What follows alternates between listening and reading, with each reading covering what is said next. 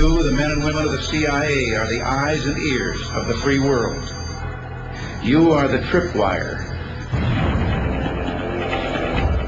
CIA is a state-sponsored terrorist association. You don't look at people as human beings. They're nothing but pieces on the chessboard. Secrecy in this work is essential. Achievements and triumphs can seldom be advertised. Shortcomings and failures often are advertised. No one really knows all of the things that CIA does. They pretty much have carte blanche, and they have an enormous amount of money.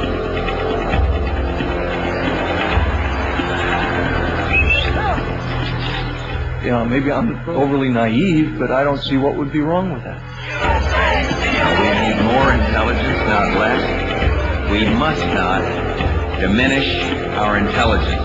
The CIA is not really an intelligence agency. It's a covert action agency. The CIA has been involved in assassination and torture behind the scenes all through its history. The Cold War is over, but many new dangers have taken its place. The decisive advantage the United States intelligence provides this country is therefore as important as it has ever been.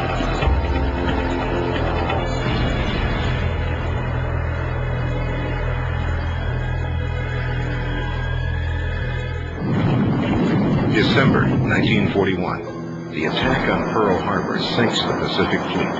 Military intelligence is in shambles. The dawn attack becomes the crucible on which the modern spy culture is born. Into the breach stepped a new generation of American soldiers, the spies and covert warriors of the Office of Strategic Services. They battled the Japanese and Germans behind the lines in an underworld of sabotage and psychological warfare. They trained and fought with local guerrillas in unknown jungles with only one guiding command: don't get caught. Come closer. I want to talk to you again. I have a more astonishing tale to tell, almost incredible. Shrouded in the mystery of Oriental ways, mysterious, sinister, evil little men from Japan.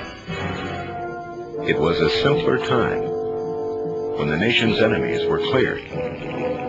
Washington and Hollywood swept into action, inventing the popular culture that has surrounded espionage for half a century.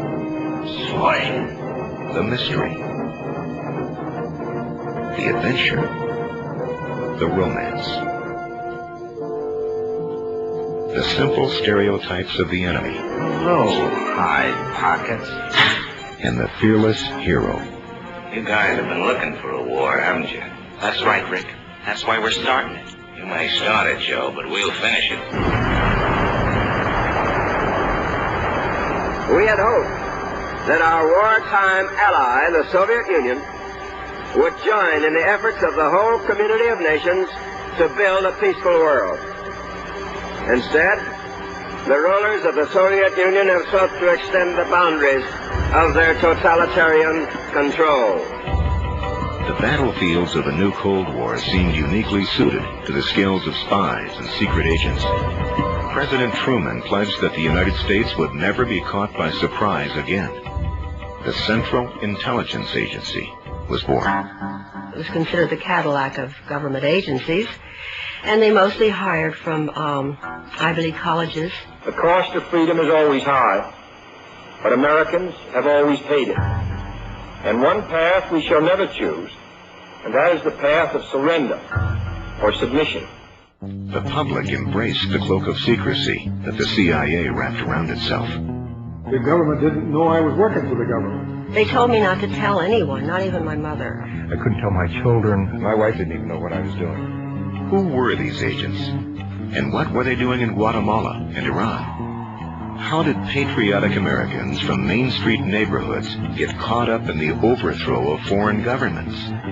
What were they doing in places like Ecuador and Vietnam, where the CIA organized torture and assassination? These are the stories of former agents who dared to break away from the CIA. I was so disillusioned about my country because I believed it was like my country right or wrong, but my country was wrong so much of the time. I've lost my first-class citizenship.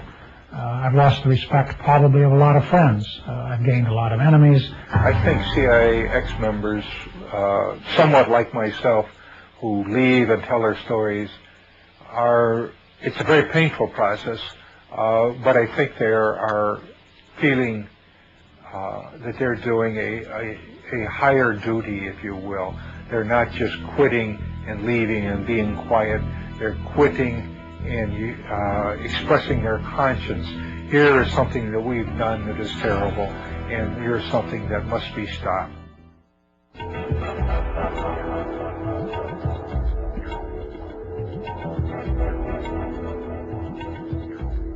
I played 4 years of football at the University of Notre Dame, and we were undefeated for all 4 years, 3 national champions, and I was the first team right tackle. So once when I was cut from the Green Bay Packers, I was recruited by the agency, and I kind of wondered why they recruited me. But when I got down to Washington, I found out that most of those in my class were rejects from the National Football League. I went to an interview at the Chicago courthouse by a man who didn't identify himself or the agency that he was recruiting for, and he said that what I would be doing would be involved in fighting communism. 800 million people, 1/3 of mankind, exist under communist tyranny without the God-given rights of freedom and human dignity. Of course, at that particular period in 1952, this was so much a part of our everyday life. And I said, yes, I very much wanted to be a part of it, very proud to be a part of it. My career in the agency began in 1952, and I stayed in the agency through 1977. In the entire 25 years, I was in the Director of Operations, or also known as the Dirty Tricks Department. My second tour in Thailand was probably the most important, where I was assigned to work with the provincial police, which is a 50,000-man national police force, in developing an effort to counter the growing insurgency and to gather intelligence on that insurgency. And the program there was to interview or interrogate everyone in the village over the age of, say, 12. And in the process, we found out that the Thai Communist Party was much larger, much more active, much more effective than had ever been reported before. My initial reports received glowing commendations from everyone. And then all of a sudden, the program was shut down and I was sent home, and I couldn't understand this. I know now why they didn't want this information to be reported. Because if they acknowledged that the Communist Party in Thailand consisted of thousands of organized villagers, then they would have to have told the same truths about the communist movement in Vietnam, when the strength there of the communist movement was in the millions. And if we had ever admitted that, there would have been only one solution to what was going on in Vietnam, is to shut down the war and come home. We could not win. Men of the 101st Airborne Division land in Cam Ranh Bay. Intelligence on Vietnam was doctored to support the ongoing war there, and I could see that the situation in doctoring intelligence was universal. Now these reinforcements head for where the action is supposed to be. For according to current policy, the emphasis is to be on direct combat rather than on advisory duty. Wherever the agency had a covert action role or a policy role to implement, its intelligence was distorted, shaped, created to support that policy. It was, in many, many cases, it was nothing but fiction. I think the worst thing I was involved in was the Phoenix operation in Vietnam, a countrywide assassination program. I was part of it. This was a program started by the CIA, funded by the CIA, recruiting people for the operation, training them to go out and kill or capture the Viet Cong. I came to realize later that we were shooting fish in a barrel, that most of the Vietnamese supported the other side and we were the intruders, and the Vietnamese were fighting for their own liberation from foreign domination. I went out to Vietnam to help save Vietnam for democracy. And when I saw photographs of the children bombed and napalmed and burned by operations, this caused for me a tremendous trauma. And I, for a number of months, contemplated suicide as my only out.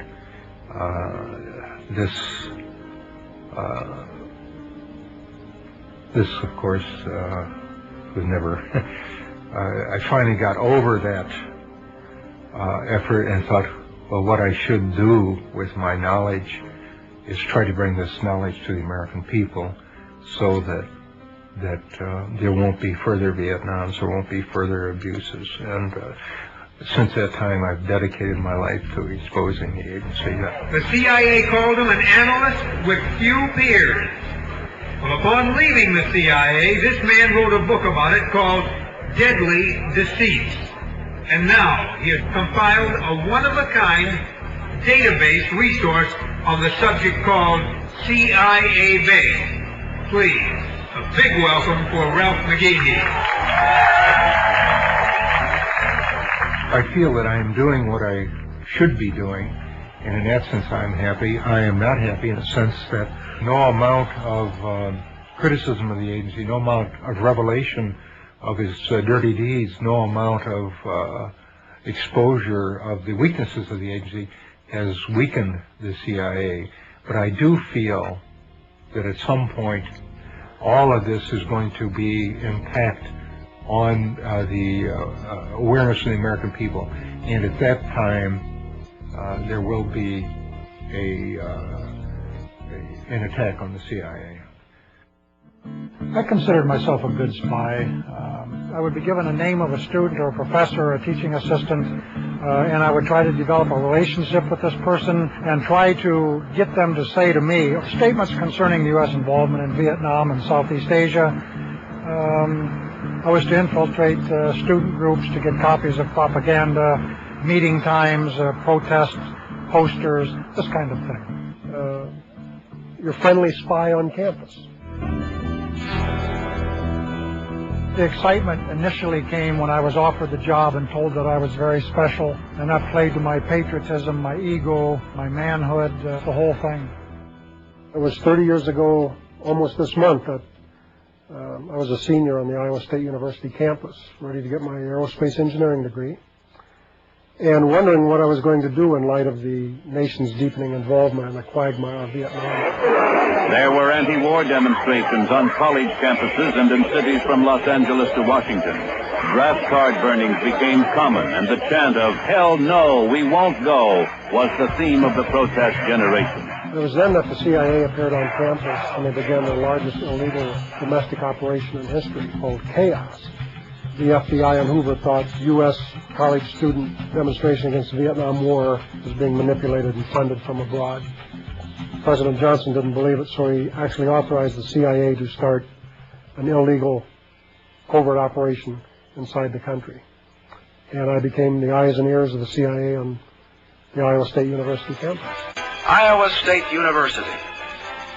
The opportunities are here. I initiated files on students of my own interest, even without the CIA's knowledge. There was this young lady who caught my eye on campus, and I tried to date her, and she refused. So I initiated a file on her, and that was personally for my own benefit. I did that for my senior year, and on graduation, I thought my responsibilities at the agency would end when I went to work for McDonnell Douglas in St. Louis.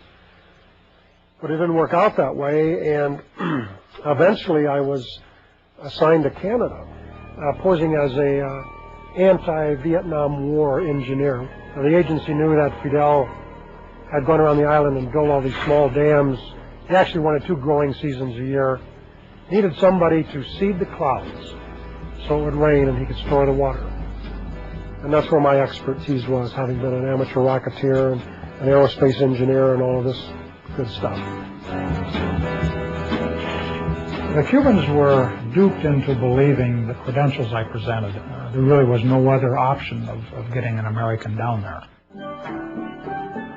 After the October crisis of 1962, Kennedy said that we would never physically invade the island if Khrushchev would remove the ballistic missiles. So therefore, the United States was frozen into a policy of trying to bring Castro down from within, which meant disrupting the average lifestyle of the Cuban citizen, doing whatever we could to sabotage the economy, to discredit the revolution.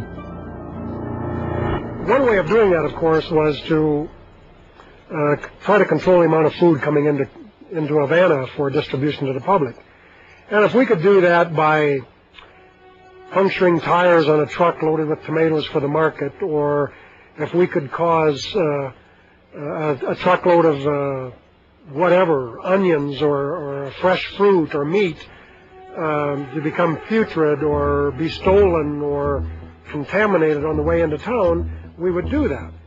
And I remember one particular instance, a brand new secondary school that had opened up in the countryside was going to receive its week's supply of fresh milk. And we bribed the driver of the truck. We knew where he stopped to have breakfast on his route. We wanted him to take a few extra minutes so we could put cement powder into the milk. We declared war on school children. That shouldn't be the policy of the United States government. You don't win friends and influence people that way, declaring war on children and innocent civilians. A big mistake, but the U.S. government orders it and participates in it. And the CIA's goal eventually was to increase this frustration level to a point where there would be a civil revolution within Cuba to bring him down.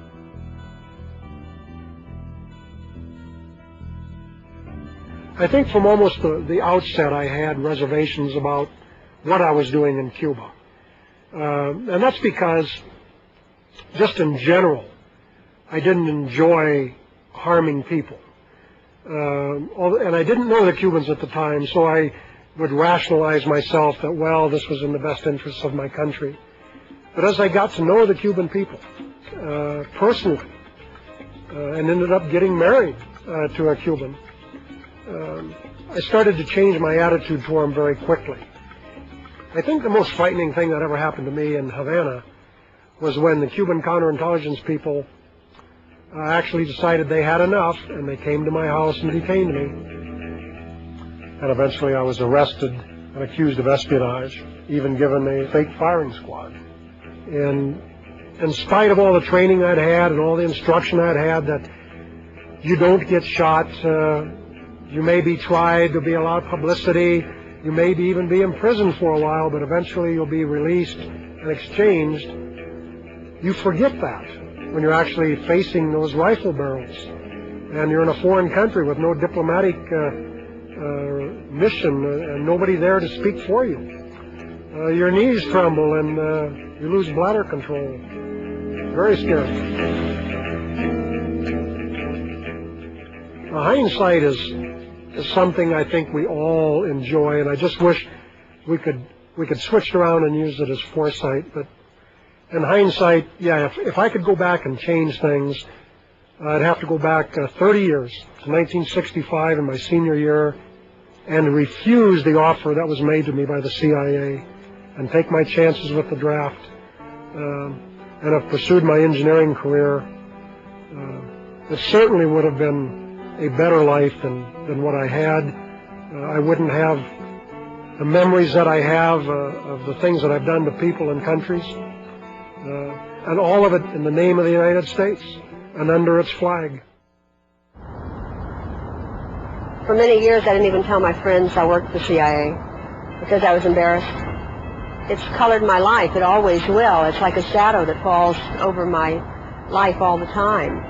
If I say anything against them, I turn around wondering if I'm being followed.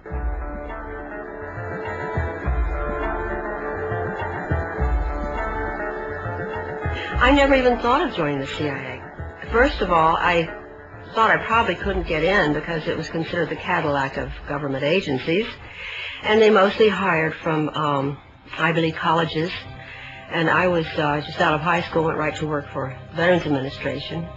And actually, it was the typewriter repairman came in to repair my typewriter one day, and he said, you know, you shouldn't be working here. You should be working at a nicer place. They test you a lot. Huge testing. I mean, when you're put into this personnel pool, there are probably 2 or 3 weeks of tests where it's all day long, every single day. And there are IQ tests, there are personality tests. The questions that bothered me the most was when I took the polygraph test.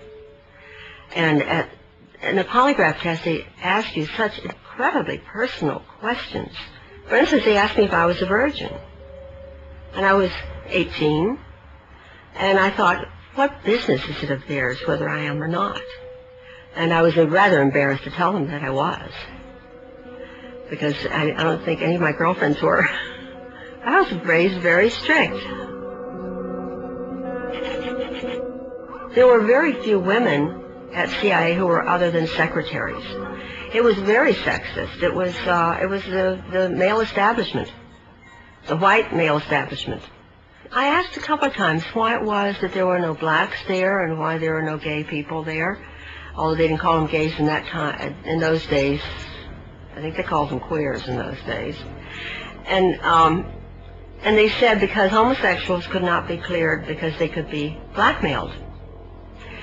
They said that blacks couldn't be cleared because blacks just weren't, they were just still too primitive. They just weren't usually smart enough. And they didn't have the kind of background that white people had. I mean, I didn't think that much at the time because it was like sort of standard operating procedure. But when I think about it now, I'm really quite shocked how you probably would never get a job if you were black. I was assigned as a secretary in the audio surveillance division. They were experts on listening devices and hidden microphones and that sort of thing. I did also very often help the operatives get the documents that they needed. Once in a while, I'd have to make a quick trip to the State Department to pick up their passports. And sometimes if we couldn't get the passports in time, then I'd have to go over to Graphic Arts Reproduction Division so that they could forge one for them. Most of them were artists in there, but they were recruited from prisons because they were forgers, and they were master forgers. They were people who knew how to forge money, and they forged all kinds of things. That's how they made their living. And so the FBI would arrest them, and then the CIA would come and spring them. Then I went to technical services, where I was in charge of finding documents that you don't find in libraries, like where you put explosives on a bridge. Where's the best place to put an explosive on a bridge, and what kind of explosive do you have to get that goes underwater without destroying its effectiveness. Also, I had to find, one time they wanted me to find out if there was such a thing as a poison that was undetectable, especially one that seemed to mimic a heart attack, that would kill someone, but it would appear that they had a heart attack. I did find such a thing. Does this pistol fire the dart? Yes, it does, Mr. Chairman, and a special one was developed which potentially would be able to enter the target without perception. The poison was frozen into some sort of dart, and then it was shot at very high speed into the person. So when it reached the person, it would melt inside them, and the only thing would be like one little tiny red dot on their body, which was hard to detect. There wouldn't be a needle left or anything like that in the person. But also the toxin itself would not appear in the autopsy? Yes, so that there was no way of perceiving that the target was hit. I think the first time that I seriously questioned anything that was more than, I just couldn't take it anymore, was when I came across this document. It was eyes only. It was to my boss, but he only had one hand and a hook in the other hand, so I always opened all of his mail, his packages, and so forth. And this one, he wasn't in the office. I opened it and I read it. It said eyes only. I wanted to read it because I wasn't supposed to, probably. And it was a report about a mission where they had blown up a bridge in Asia somewhere, and they had killed a number of women and children who were on their way to market that morning. It was reported as though they were really proud, mission accomplished. That one bothered me a lot. When my boss came in, I gave him his mail and I mentioned this, and I said, "This is wrong. These women hadn't done anything. These children didn't deserve to die. Why did we do that?" And he said, "That's the fortunes of war." And I said, "But we're not at war. We're certainly not at war in that country. Why did we do that? I don't understand it." And he said, "Well, you're very young. When you get older, you'll understand those things." I think probably all of us became addicted to the danger, to the intrigue. It was living a fantasy. It was actually living a fantasy and being on the inside. And it was very hard to leave, even though I felt that they did wrong, and I would never, ever work for an agency like that now, because I realized that it wasn't because I was a child or I was so young. It was because it was wrong. But at the time, it was really exciting. After that, there was no other job I could have ever again in my life that would be that exciting. I knew that. During this period in Ecuador, I got involved in all these different types of operations. I was running around here, running around there, working with the police intelligence and military intelligence, falsifying documents as provocations to get people landed in jail. Running a surveillance team, which was a team that would follow people around in the streets. They had radio communications with vans. It was very exciting at first. And you had, at 25, 26, 27 years old, you had this sense of power, which is intoxicating, really, for such a young person.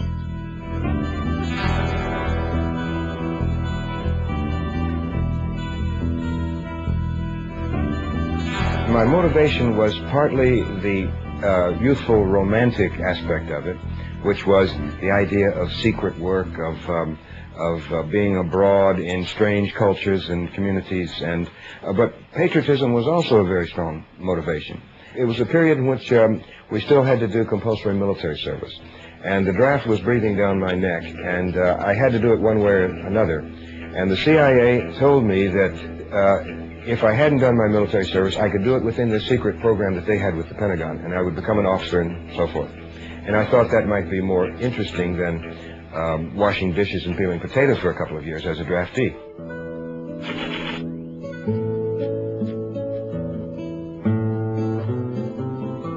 I was sent down to Quito, Ecuador, where I worked for a period of 3 years. Poverty breeds anger and despair. Anger and despair are ingredients of violence, of lawlessness, of revolt.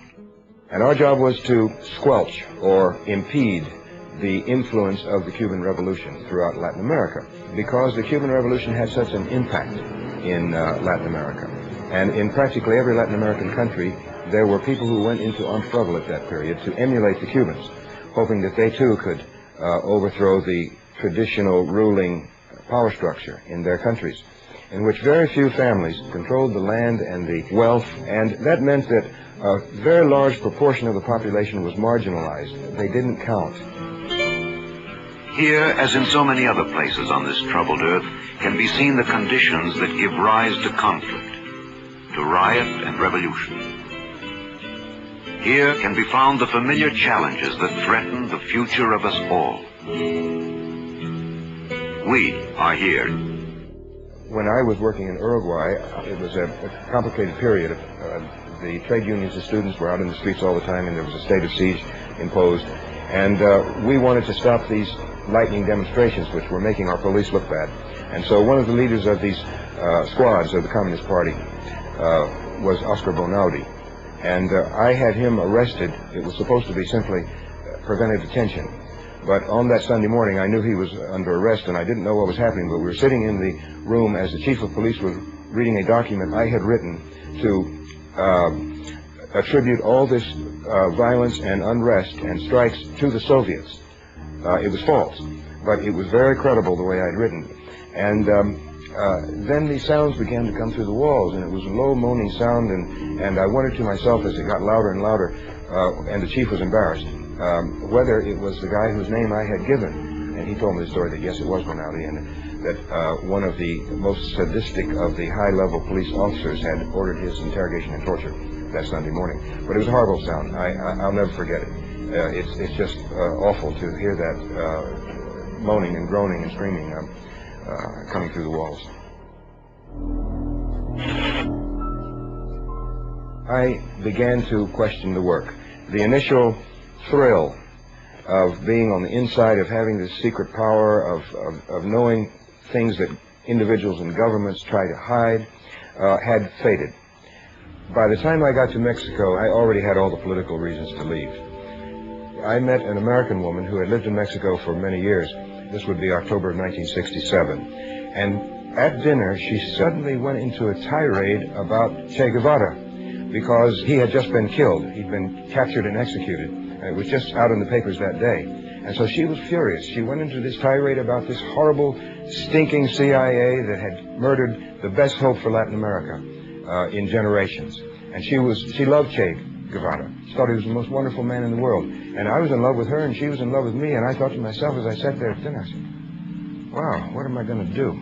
And so the upshot is that she was the personal factor which led me actually to say, I'm quitting now.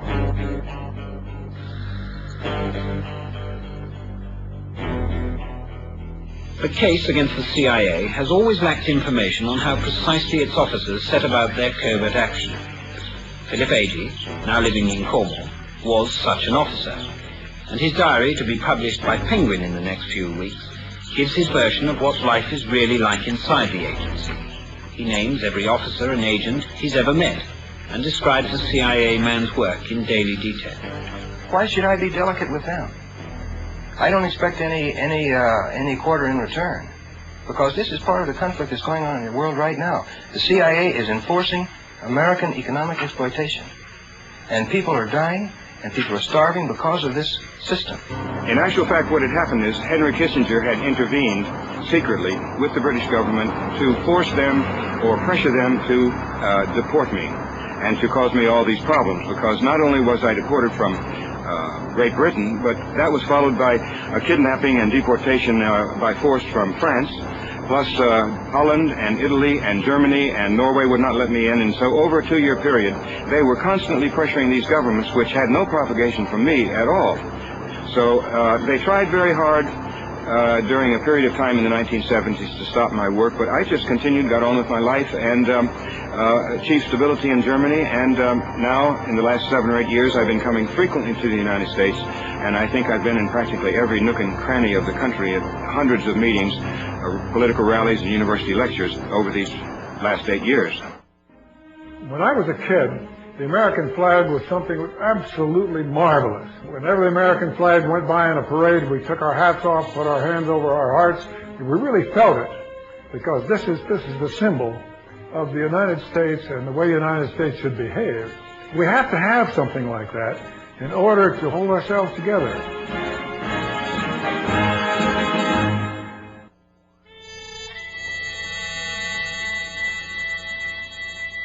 In those days, the Depression was really seriously affecting everybody, and me too.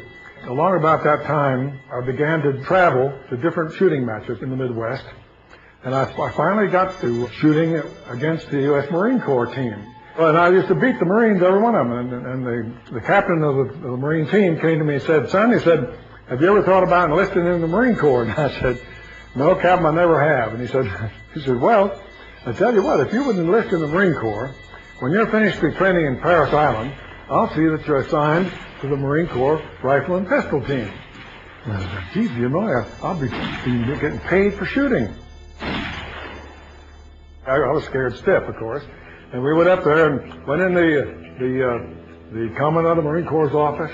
So he said, well, this young man is a specialist in marksmanship training, and we would like to commission him in the Marine Corps. I said, commission? Oh, my God. He said, we've never done anything like that before, commission man from civilian life. And he said, well, sir, I think this is the time to do it. He scratched his head and he said, I think you're right. Young man, you're a second lieutenant in the Marine Corps. I said, oh, my God, this is terrible. I went through World War II as an officer of the Marine Corps, came back, and one night the doorbell rang, and I went and heard a nattily dressed man in his nice suit and a snap-brim hat, and he said, may I come in? And I said, well, I think you better identify yourself. Who are you? Well, he said, I know who you are, and you've been recommended very highly to our organization. I said, what's your organization? Well, I'm not at liberty to tell you what the organization is. And I said, this is crazy. So the guy said, well, come on in. He was a little guy, and I thought I could handle him pretty well. And I said, you have been accepted in our organization, and we want you to go to Central America. And I said, what? Central America? Come on. So that's how it happened. And then I joined this group that went to Central America, and I found out that I was supposed to be in charge of overthrowing a government in Central America. And, you know, it doesn't sound right. And I said, well, what's the government? Well, we don't want to go into it too deeply here yet. I said, well, I think maybe we better forget the whole thing. Oh, no, it's not very important. So finally, he did let out that we were going to overthrow the government of Guatemala. Well, now, I had been to Guatemala before, several years before that, because I was a member of the U.S. Olympic team, and we were requested to go down and help organize the games, the Central American and Caribbean Games. Doubts are released, living symbols of the peace and friendship among the 22 nations represented. So I knew people down there. I knew this gentleman by the name of Arbenz, and the CIA was going to have me overthrow these friends of mine. Well, they explained to me that this is extremely important to the security of the United States. When they pull that, you know there's something wrong. Because the United States is so secure, and nobody's ever going to do anything to it. Anyway, so I said, well, okay, I'll do it. And we organized a group of dissident Guatemalans, armed them and trained them minimally, and sent them off up to overthrow the government.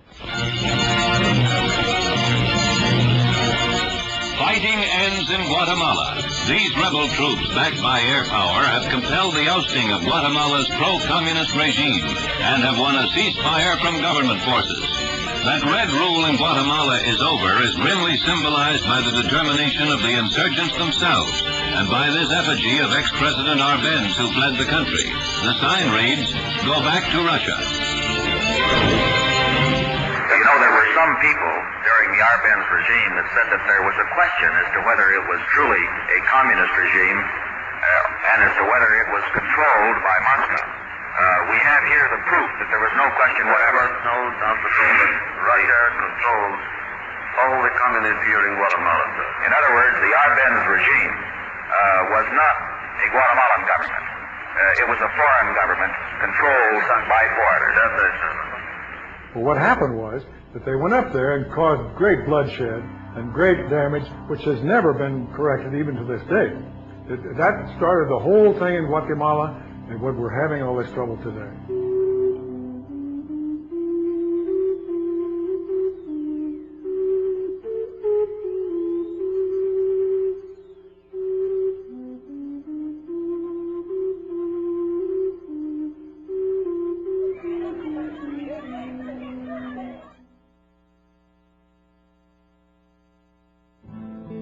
The only thing that can be done, of course, is to work with our Congress, because everything that happens in Latin America or any place else in the world begins in our Congress. Now look, are you in favor of killing somebody that you don't know?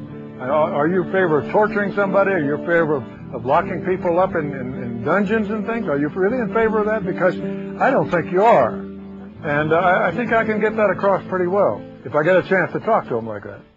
I feel that because of the problems that I went through, the realizations that I came to, the efforts that I've taken to counter, people may call it this monster, that I am contributing so much now that I could not have contributed had I not joined the agency. There's no way I can make amends, but certainly helping in this effort to expose the abuses of our intelligence services, perhaps in some small way will help pay that debt.